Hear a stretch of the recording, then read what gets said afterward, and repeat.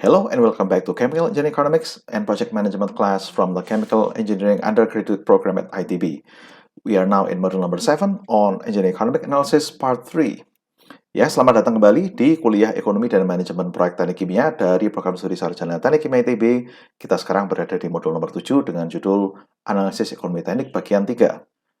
And in this particular segment 7.4, we are discussing the effect of interest rate on project cash flow calculation. Ya, jadi dalam segmen 7.4 ini kita akan membahas mengenai bagaimana pengaruh pengaturan suku bunga terhadap aliran dana proyek. And the behavior that you see on the left-hand side, this is a discounted cash flow curve as a function of interest rate. This behavior actually can be replicated using any project cash flow analysis case. So just pick any one case from the previous segments and try to change the interest rate, and you can recalculate the discounted cash flow. You will see this type of behavior in which when we increase the interest rate, then we will have a decrease in net present value of the project, and we will also have a prolonged payback period, discounted payback period. Okay. Again, you can please try this type of calculation using any cash flow problem. You will see the same behavior. Okay. And that behavior can actually be explained very simply using this formula, which I'm sure you are all familiar with. And you can see if we increase I, or interest rate, then the present value will be decreased. Okay.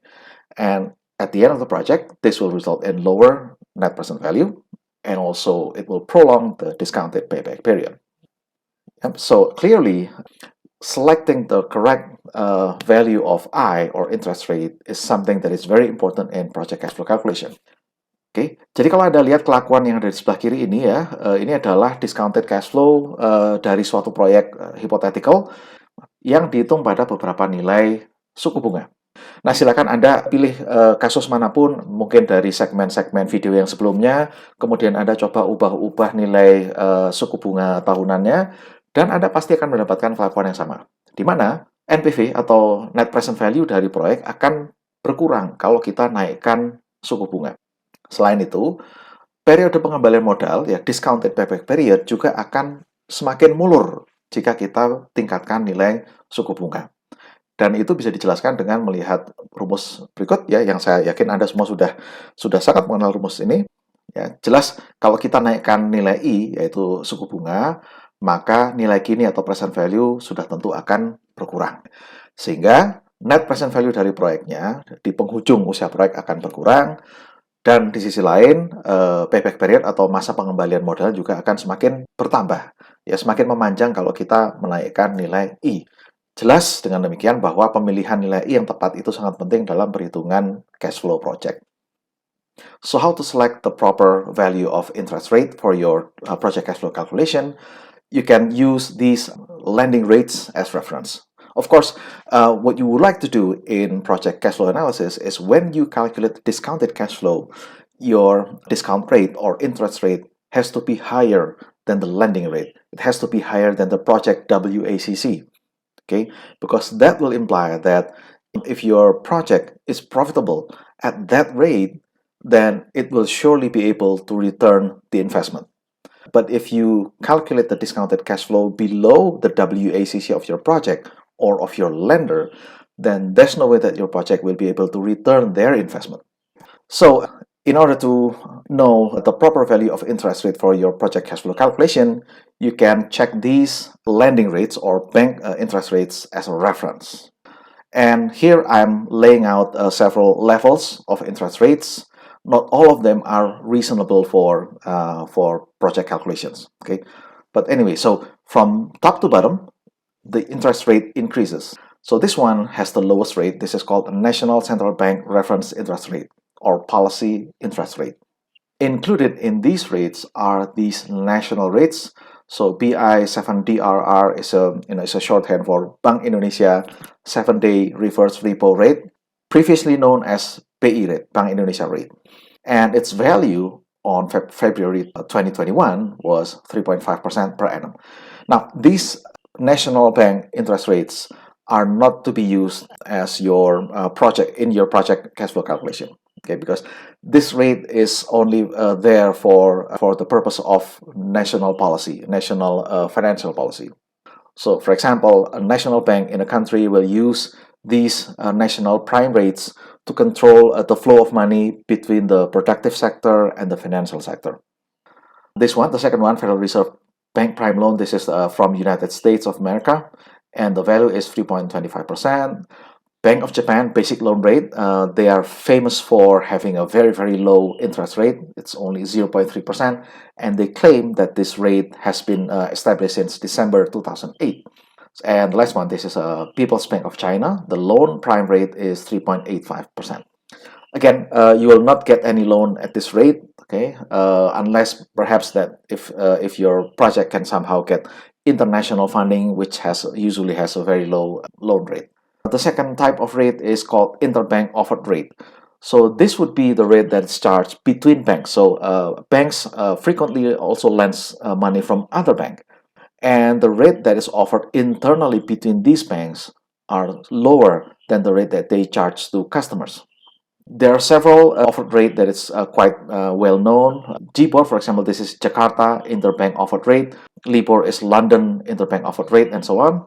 And you can check these links, the first one here, to see how much is the value of GBOR these days. Again, your project is unlikely will get this kind of loan rate because your project is not a bank. Very simple. Okay. Next step up is the corporate or commercial loan rate, and these are the typically applicable rates for domestically financed process plant EPC projects. If your project is internationally funded, usually you can get a lower rate than the domestic corporate or commercial loan rate in Indonesia. For this one, you can check this site from Bank Mandiri. This particular link shows you several types of rate that they offer. Okay. Next step up is retail loan rate, micro loan rate, kredit usaha mikro, okay, consumer bank loan rate. This include, vehicle ownership loan, house ownership loan, and so on. Next step up, credit card loan rate, which is actually very high. Okay. Next step up is these unreasonable black loans. Okay, loan shark, mafia rate, and so on. Okay, I'm just putting it there, just a joke. Okay. Oke, jadi pada saat kita menentukan suku bunga untuk perhitungan discounted cash flow, kita harus memperhitungkan suku bunga pinjaman yang akan diperoleh oleh proyek tersebut. Karena begini, jadi kalau Anda melakukan perhitungan discounted cash flow pada atau malahan di bawah dari suku bunga pinjaman atau dari WACC dari proyek tersebut, maka proyek Anda tidak akan bisa mengembalikan pinjaman. Sesimpel itu alasannya. Ya. Jadi Anda harus mengeset interest rate untuk perhitungan discounted cash flow itu di atas suku bunga pinjaman yang mungkin akan diperoleh oleh proyek Anda. Nah, di sini saya mencantumkan beberapa jenis interest rate, ya, suku bunga pinjaman. Jadi ini adalah suku bunga yang akan di-charge oleh para lender, oleh bank, oleh lembaga investasi, dan sebagainya kepada proyek kita. Kalau proyek kita meminjam uang ke mereka. Yang pertama, ini dinamakan dengan suku bunga acuan nasional atau suku bunga kebijakan nasional. Ini biasanya diberitakan atau disiarkan oleh bank pusat di suatu negara. Dan ini bukan suatu rate yang memang nanti akan betul-betul ditawarkan oleh bank ini pada saat mereka memberikan pinjaman. Ini hanya sekedar untuk menetapkan kebijakan fiskal atau dari suatu pemerintah. Ya. Misalkan pemerintahnya ingin menggeser kesetimbangan finansial dari sektor produktif ke sektor finansial dan seterusnya. Atau pemerintahnya ingin mendorong investasi dan sebagainya. Makanya namanya suku bunga kebijakan. Suku bunga untuk mengendalikan atau mengefektifkan kebijakan keuangan pemerintah. Contoh di sini, ini adalah dari Indonesia ya. Dulu namanya BI Rate, barangkali Anda sudah pernah mendengar. Sekarang namanya BI 7DRR. Bank Indonesia 7-Day Reverse Repo Rate. Ya. Dan pada bulan Februari 2021 nilainya adalah 3,5% per annum. Kemudian yang berikutnya, ini dari Amerika ya, Federal Reserve Bank Prime Loan itu 3,25%. Kemudian ini Bank Nasional Jepang. Nah, Jepang itu memang terkenal dengan suku bunga pinjamannya yang amazingly low ya. Jadi rate-nya adalah 0,3% per tahun dan ini mereka klaim bertahan sejak Desember 2008. Sementara Cina ya, People's Bank of China, ini suku bunga pinjaman pokoknya itu adalah 3,85. Sekali lagi, proyek kita sangat-sangat kecil kemungkinannya akan mendapatkan suku bunga seperti ini. Boleh dikatakan mustahil ya. Karena ini pinjamannya terlalu murah. Oke. Berikutnya, agak lebih mahal adalah yang dinamakan dengan suku bunga pinjaman antar bank, interbank offer rate.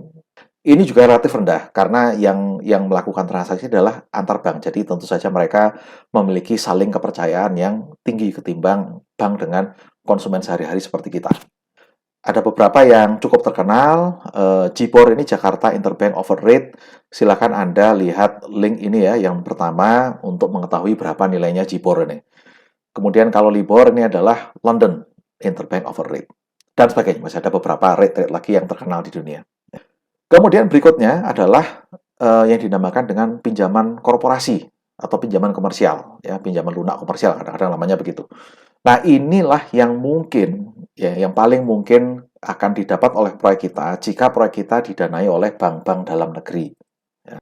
Silakan Anda lihat di link yang bawah, yang Bank Mandiri ini, di sana mereka memberikan informasi mengenai berbagai suku bunga pinjaman yang mereka sediakan.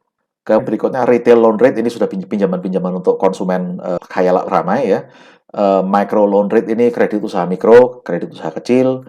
Kemudian consumer bank loan rate ini yang kira-kira setara dengan kredit kendaraan bermotor, kemudian kredit pemilikan rumah dan sebagainya. Credit card loan rate, jadi kalau Anda memiliki kartu kredit itu sebetulnya suku bunga pinjamannya tinggi sekali, meskipun masih ada yang lebih tinggi lagi ya, suku bunga lintah darat, mafia, dan sebagainya. Ini untuk biar agak ringan aja diskusi kita ya.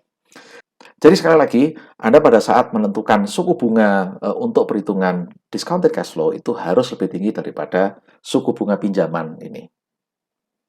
Okay, so this is it for the current segment and we will see you in the next one. Thank you very much for your attention. Ya, terima kasih atas perhatian Anda. Kita akan berjumpa lagi di segmen video berikutnya.